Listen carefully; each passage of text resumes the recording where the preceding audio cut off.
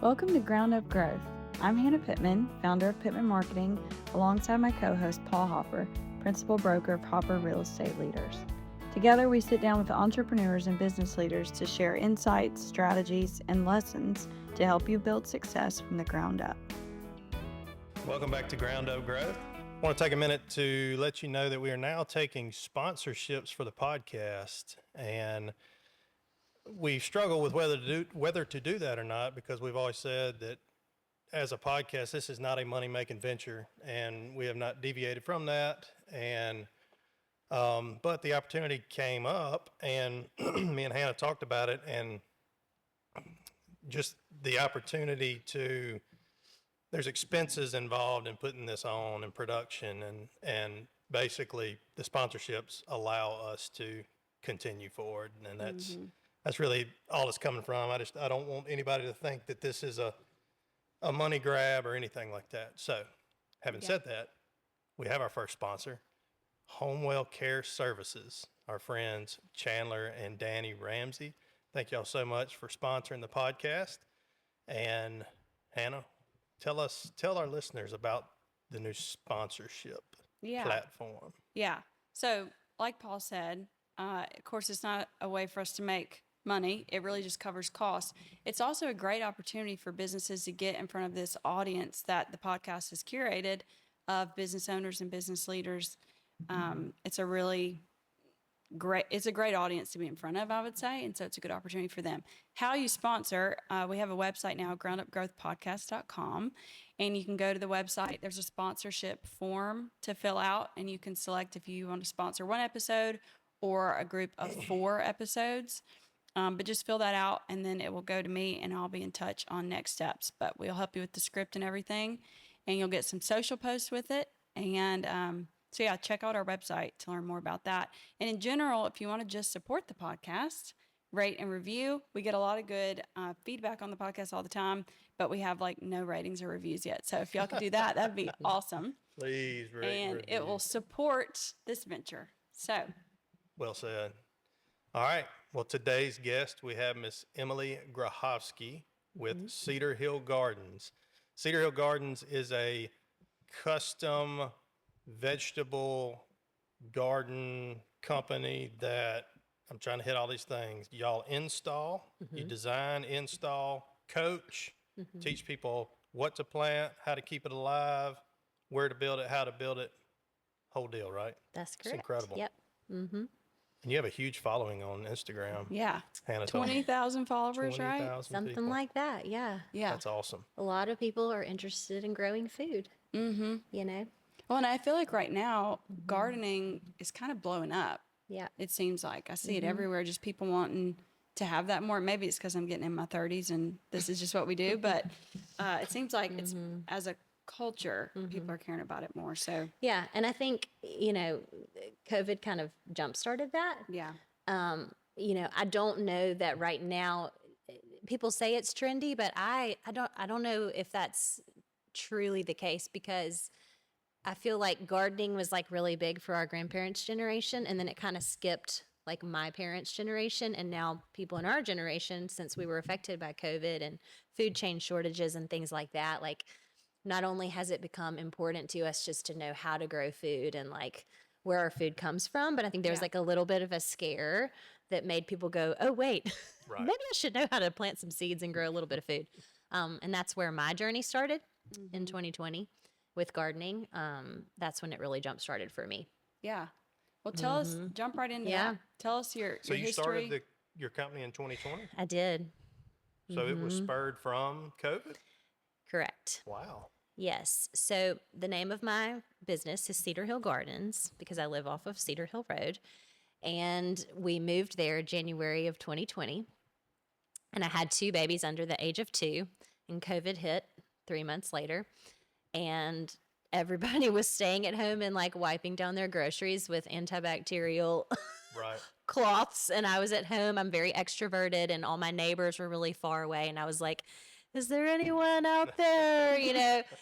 And so I just was like, I've got to have something to do. I've got to move my body. I need to be in the sun. I need to be exercising, and something just for myself. As a mom, you're coming out of that cloud postpartum, and I had a little bit of postpartum depression. I was just like, oh, I just need some sunshine and to move my body. So we tilled up a little, 30 by 40 area, put some welded wire around it because, if you plant it, the deer are going to come. So we tilled up the Mississippi Play-Doh, as I call it, because if you have planted, it's like planting in Play-Doh. And we had a summer garden and we loved it. And I was obsessed with it. And some things did really well. Some things didn't do well at all. But it was kind of the first time I felt my brain coming back on board after I'd had kids. And I was like, I love this. And, my 3-year-old at the time or 2.5-year-old was trying things that he would like never eat if I put on his plate. But if he could pick it in the garden, he was like, oh, I'll eat dinosaur kale because I like dinosaurs, or I'll eat raw green beans or whatever. And so we just did it for our family, and that was it. And for about a year and a half, that was what it was. It was just a pastime. I've met a lot of people over the years who had COVID gardens. They're like, this is what we did when we were bored. And then somewhere along the way, I guess I started posting like pictures of my kids in the garden and things we were eating. And I would get messages all the time like, how do you do that? I have a black thumb. I could kill a cactus. Like, that's what everybody says. And so I thought, there's a lot of people out there that want to grow food and don't know how. And my best friend and her husband are huge cheerleaders, big proponents for small business. And they were like, Emily, you've got to try this, to do this as a business. And I was like, what? I'm a nurse. Like I clock in and clock out. I'm a NICU nurse. I don't know anything about running a business. And a friend down the road, actually off Mansdale Lake, called me one day and she was like, hey, I want a garden like yours, and my husband can build it. He's really handy, but we don't have any idea how to do it. Can you help us? And I was like, sure. I'll charge you $25 an hour. I was like, all right, little fun money on the side. And so I walked them through how to build it. It's on Swansea Lane right down the road. And they built a beautiful garden. And when they were done, her mom, who lived across the street, was like, well, I want one, but they weren't going to build it for her. And so I said, well, I'll build it for you. And that was like my first venture into construction and doing something as an entrepreneur. They say, what's the term that's like, entrepreneurship is like flying a plane and reading the instruction manual while you're flying it, Right. I was like, okay, sure, I can build you a garden. I think I've seen people do this on Instagram. And so that's kind of where the journey began. And that was in 2022. And by the end of 2022, we had built 22 gardens. And I don't know how I did that actually, because I had 2 little ones and I was working PRN at the hospital, and we just burned the candle at both ends, but we became obsessed with it and my life changed. So I call COVID the greatest silver lining of my life because that's what came out of it. Wow. Yeah. That's really cool. So you were in nursing before this, Before construction. your whole career. Not my whole career. So Garden Lady, I'm known as the Garden Lady around here now. So Garden Lady is like my third life, but my first life I was musical and very performative growing up. I did theater and music and everything, and I wanted to be on Broadway. That was my dream, and I lived in New York for a hot minute, and I was like, nope, I do not like living here. I like vacationing here, but I do not like living here. So I took a hard left and moved to Nashville, did music for fun for a little bit, and then I went to nursing school. So nursing school was my second degree. And then I was a NICU nurse for 9 years. And then, when the gardening business started, I slowly stepped back from nursing until I stopped 2 years ago. And I'd probably go back to it in a heartbeat if I needed to one day. I loved what I did. Yeah. So do you have any employees? But I do. I have 4 employees Wow. right now. What are their roles? And Have you delegated the construction yet? yes. So we used to do all the construction in-house, and now I have so many different types of jobs and sizes and complex levels of complexity that I have a ton of subs that I pull from for different things, whether we're doing stonework or sometimes I feel like I own a deer fencing company as well. So we do a lot of fences, irrigation, all of that. But I work with a lot of subs in the area. You find your people who show up, do a good job, clean up well, and then you pay them whatever they want because those are the people you want to work with. Right, exactly. But for my employees, a lot of that is more on the teaching and community-based side of my business, which has actually grown almost as much now as the construction side. So, one half of Cedar Hill is the construction, and most of that is turnkey. Some of it is like, hey, we kind of want to DIY some of it, but can you come in and just design it consult, and everything? The other branch of my business is the teaching. And it's interesting because when I first started my business, I met a guy who's a local business owner, very successful, and he kind of jokingly but not said to me, your business model is really terrible because you're teaching people how to do and what they need to do, and once you teach them, then you won't ever see them again. They're not your client. And at the time I was like, wait a minute, is that right? And maybe he's right, I don't know. But what I have found is we have actually created this community now of our clients that we see regularly and coach, but we've also created this kind of local membership program where it's actually grown from 14 members to 104 over the last 2 years. But we meet locally in gardens once a month, and we tour gardens. We stay in touch in between. They're in like a Facebook group. And all of these women who have these like-minded hobbies have gotten to know each other, and now they're all like starting seeds together, starting seedlings, touring gardens, growing food, and it's just this kind of really neat community that's grown from that. That's really cool. Yeah. That's so neat. And I feel like right now, or the past, I don't know, 10 years, and just as the digital age, we've gotten further and further into it. People are craving community in general. But I mean, once you enter adulthood, it's kind of hard to like figure out what that is. And so the fact that as your business model, like part of it is like a community membership, I think that's really neat. Yeah. And I think more businesses are trying to figure out like, how do we make a community through our brand and give people something that really connects them and grounds them to the business. We've talked about that, like for my company, trying to give back, get involved in the community more, be it Habitat for Humanity or whatever, just different projects like that. I would think that would be a really good avenue for like an Eagle Scout project or something for somebody to build. Oh, yeah. I mean, almost kind of, you giving back to the community or involved in the community, and then also getting some free labor. I think that would be. We like to give back when we can. We did a project last year for the Ridgeland Library. We built a little garden, and they call it their storybook garden, and that's where they have their story times under the oak tree and things like that. We're talking about, I can't really talk about it yet, but we're talking with a healthcare organization in Jackson that's going to be building kind of a garden of hope, for lack of a better term, there and things like that. So I love to be able to do that. Gardening is extremely healing. And I always tell people that most of the time, the reason that you start gardening, at least in the capacity that we do it, is usually not the reason that you continue gardening. And most people, they start because it's so funny. I'll go on like a consultation. And one time I had this girl, I went to meet with her, and she was like, we were talking, and when I go on a consultation, we talk about like, where's your son and what do you want your garden to look like and what do you want to grow and things like that. And she was like, can I show you my seeds? And I was like, sure. She had this drawer of like seeds in her kitchen, and she was so proud to show me her seeds. And she was like, I don't know, during COVID, I just saw these seeds, and I was like, maybe I should just have these. But she had no idea how to plant them, no idea how to grow them, whatever. But later, 3 years later, I think for some people, they think, well, I'll save $1, going to the grocery store and grow my herbs or whatever. But I have a lot of clients who might be, caring for a loved one who is going through like a illness or something like that. And the garden is kind of like a place of respite for them.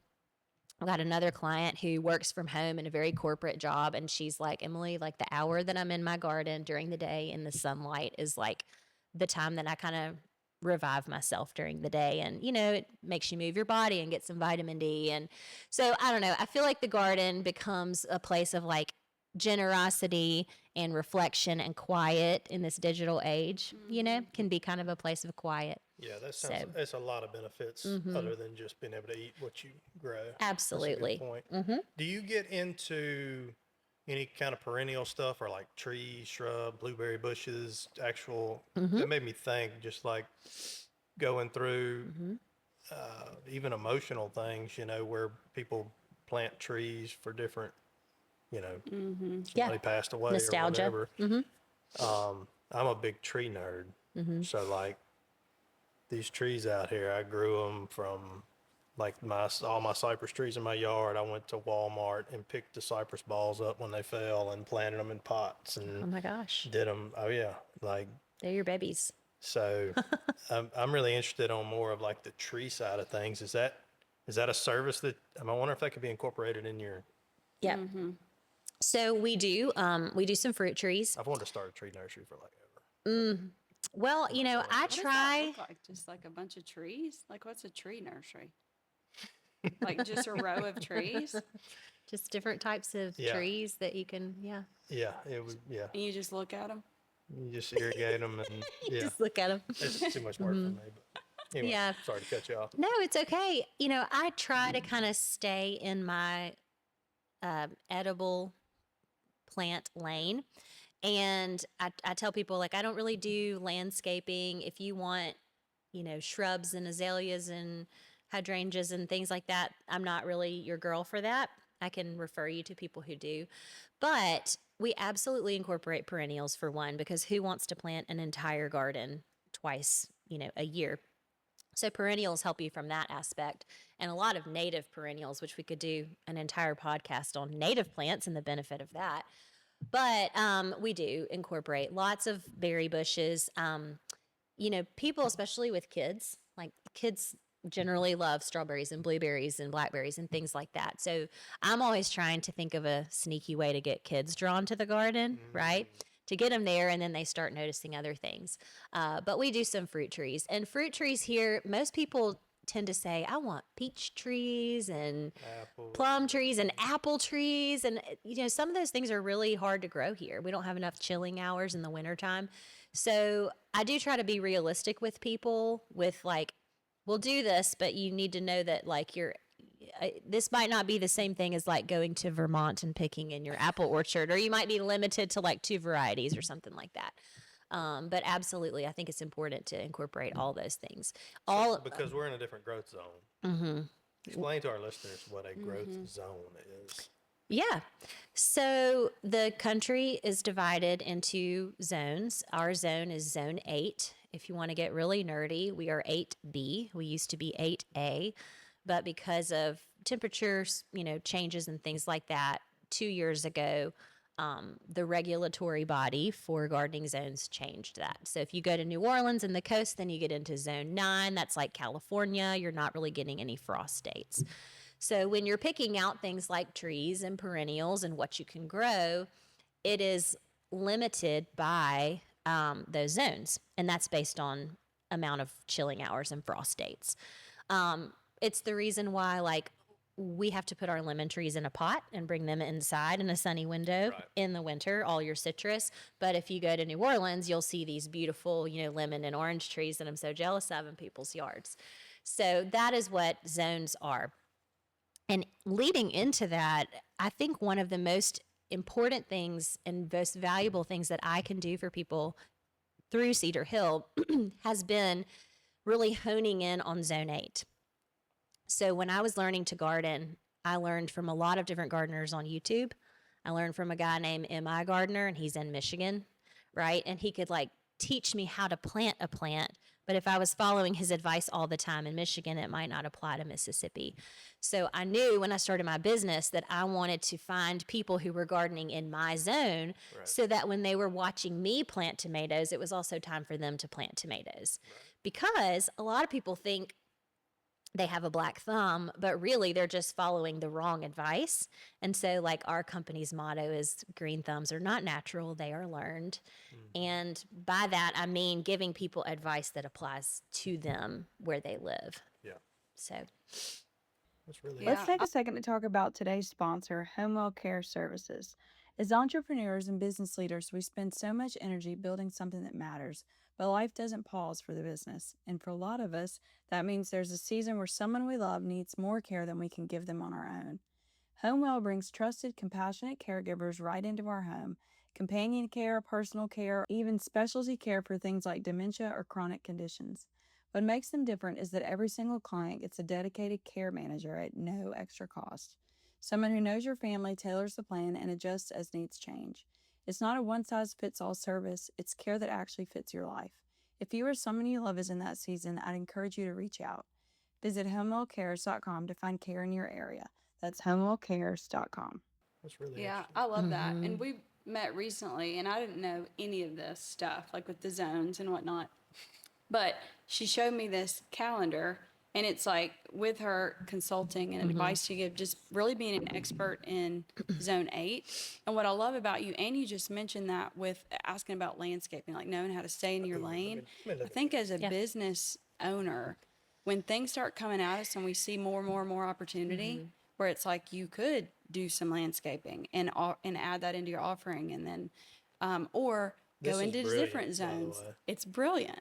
I've never even seen this. Look, yeah, take a look. you. It's brilliant. So it's basically a calendar that just tells you when to zig and when to zag, what to do, when to fertilize. Exactly. That's, Yeah. So this is the third. I have 2 boys. They're 6 and 8, and then this is my third baby. But we put this out 3 years ago. So this is the third version of it. And it is specific to zone 8.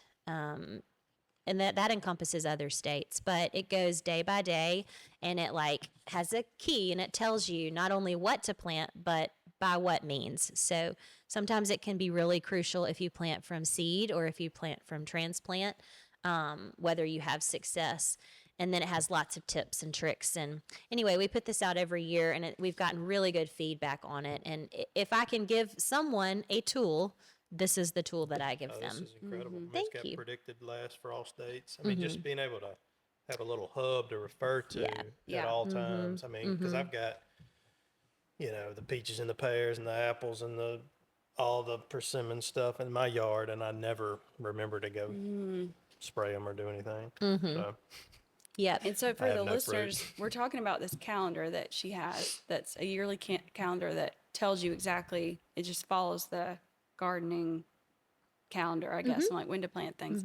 I will post the link for them to thanks. buy it and check it out. But it's really genius. And how did this idea come to you? Because like as a business, you're offering a service with the construction side. Then you have this membership where people are joining this community and kind of paying. But then you have this product now too that's really helpful for people. So how did you start to think about this offering? Well, the business started with construction. Probably the calendar came second. And then after that, I started doing, about the same time, I started doing a ton of speaking engagements, talking to local garden clubs and different, women's groups. I don't know that I've ever done like a men's group, master gardeners, things like that. And I would always get the same questions. And what I realized is that most people had good intuition and they had the courage to like jump out and start a garden, but they were just planting the wrong thing at the wrong time, or the right plant at the wrong time. And I thought about when I started gardening, and I had to learn by a lot of trial and error. And so I always knew in the back of my mind, I just wish I could take, all the information that I had gathered from like farmersalmanac.com and the Mississippi State Extension and Joe Schmo on Instagram, and like combine them all together with what I was actually seeing in my garden too, and then put that out, into the world for people. So that's kind of how the calendar came to be. And it is just, it's been a great tool for me to give people. And they're for sale. Like you said, you can go to cedarhillgardens.com, or if you put up that link, you can get to it that way as well. Yeah, I'll definitely. I do also that. love that we've started using local artists from Mississippi to do the calendar. It's just another way to give back. This is Jenny Futvoy. If you know her, she's an amazing artist in town in Madison, and she did the cover this year. And this is actually a garden. The cover is a painting of her garden that we installed for her, and those are like her actual cherry tomatoes and that's cool. carrots and all of that. So it's very full circle. Yeah. So I got a couple questions. One, what's the biggest garden you've built or been a part of? And 2, what would be the top 3 vegetables that people plant? And 3, my third last question will be, what's the most unique vegetable or edible thing that you've planted, or like what? Give us what do I need to go home and plant that would be cool that I could impress somebody with? You mentioned some dragonfly kale or something a minute ago. Dragonfly kale, dinosaur kale, yeah. um, I'm gonna call it dragonfly kale forever. No, the biggest garden that I've ever been a part of. We did a really cool garden 2 years ago in Ridgeland, and you know, when you're in a specialty and a person just trusts you to like do your thing and do it well, and doesn't give you a lot of limitations, like some beautiful things can happen, literally and figuratively. And so this client really trusted me, and we did this uh, gorgeous, like 14-foot limestone archway that you walk under, and this big metal fence. And, we did 10 beds and a fountain and 12 blueberry bushes. And it's a garden. It is one of the few gardens that I actually maintain weekly. We don't do a lot of like maintenance on gardens, but this one is so big that they need the help. So that one was really neat. And we've hosted a couple of events in that garden as well, which has been fun to do. So that was probably the biggest one that we've done so far. 3 things to grow. Sometimes I base that answer on if kids are involved, because if kids can dig something up, that's like magic in the garden. Carrots are really fun. Carrots and potatoes are really fun. I have several videos. Like every time I have a new client that's digging potatoes for the first time, I always film it because it's hilarious. Because they're like, oh my gosh, it's potatoes. Like they're surprised that the Right. potatoes are there, even though we planted potatoes. Like They're a so baby, like a excited. baby Yeah. potato. It kind of brings out, like you go back to this like childlike state, where you kind of forget about all your adulting Right. responsibilities, and Yeah. you're like, I pulled a carrot. So carrots and potatoes are really fun. And then green beans are pretty fun and easy. So those are a good starter one. The problem with vegetable gardening is most people, especially in Mississippi, they want to grow tomatoes, right? I mean, tomatoes is kind of like the classic Mississippi, veggie to grow, but tomatoes are probably the most high maintenance and finicky of the vegetables. And so if that's all you've planted and you've tried and you've quote failed, then you're like, well, I'm not meant to be a gardener. Right. Yeah. I'm not, black thumb syndrome. I have a black thumb. And Yeah. I'm like, no, you just need a few fixes and to do some easier things too. Yeah. Herbs are a really easy way to start, because most of them are perennial. So they kind of come back. Good ROI on herbs. And they can take a little bit of shade too. So we try to work a lot with clients on what can you realistically grow with the amount of sun that you have and the space that you have. So Yeah. Yeah, that's something I would think a lot of people don't even think about is if they've got big canopy, a lot of shade, that would definitely affect. I sold a house a couple of weeks ago and they had a bunch of asparagus in their garden. I don't know if I've ever seen that. Is that a zone 8 deal? yeah, asparagus is really fun to grow. It is. So an interesting thing about asparagus is it has a really, really deep taproot. And so once you plant it, it takes a couple years to establish, but it will come back for 15 to 30 years. And Really? every year it multiplies by 2. So if you start with, 6 plants that are this big, by the next year it'll spread this much and spread this much and spread this much. And then you'll just end up with, a ton. So, Did you put that on the house And I listing? love asparagus. That they're going to have asparagus for the next 15 to 30 years. your home It's a comes value with add. That's a really asparagus good for point. 30 years. But no, I Never can. buy asparagus And again. it's funny, if you've ever seen asparagus grow, it almost looks like a prank because it's just literally like a sprig of asparagus just sitting there.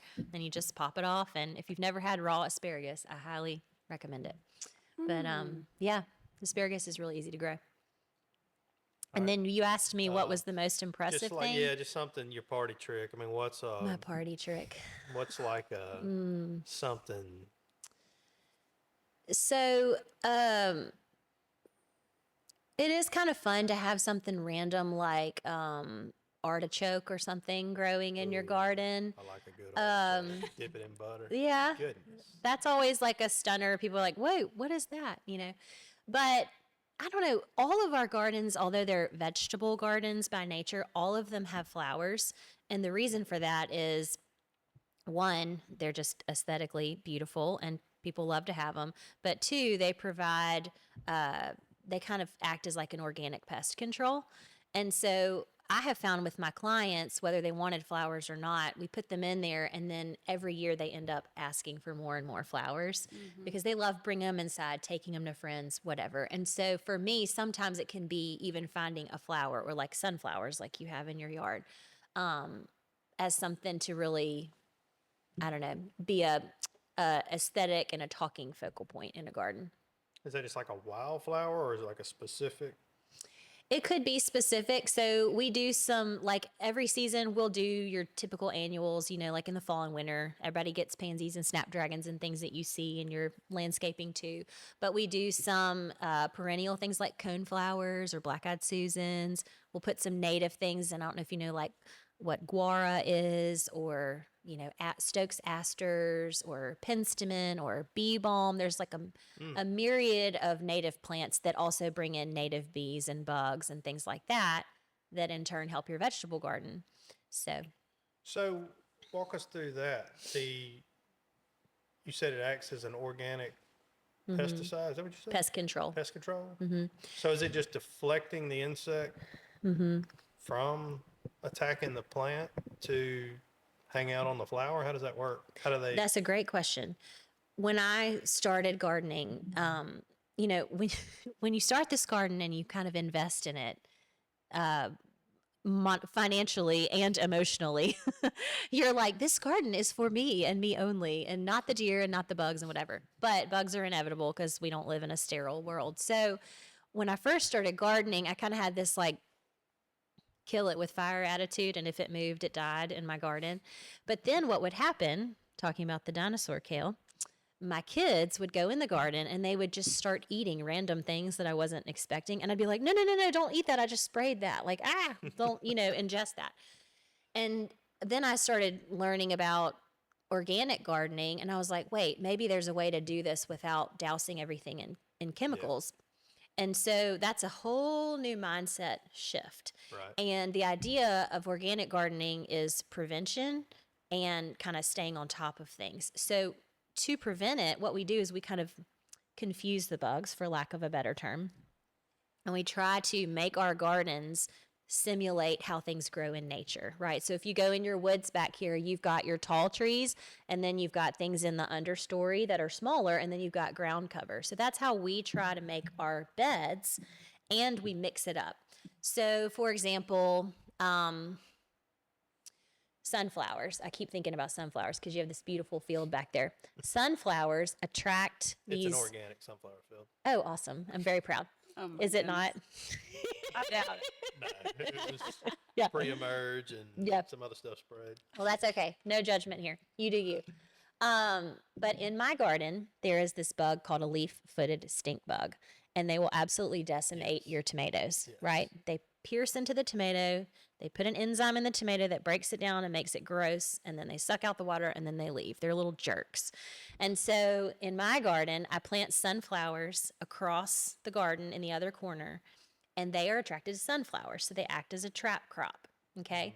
So it's kind of like a way of figuring out, what can I lure the bad bugs away with? Right. And then also sunflowers lure in good bugs. So that's why we plant flowers. So interesting. Yeah, it helps. Because if a tomato hornworm finds your garden and all you have is a box of tomatoes, well, then they're gone. But if you've got, amazing. Yeah. I mean, like you really start to unpack it. We screw things up. Like nature knows how to do it. We mess it up when we try to, instantly gratify. Right. With, pest controls and things. Yeah. And I really can say from experience that you absolutely can grow a garden without chemicals, because I do it and I've done it for 3 years. So it is possible, and that's what we teach our clients. And then what they do ultimately is up to them, no judgment, but we do teach there is a way to do that. Awesome. Mm-hmm. That is awesome. Well, we ought to probably wrap up episode 1. Emily, thank you so much for coming on. We're going to continue episode 2 with a pointed topic, and we're going to decide what that is during intermission. Yep, absolutely. Thank you, Emily. Yeah, thank you for having me. This is great.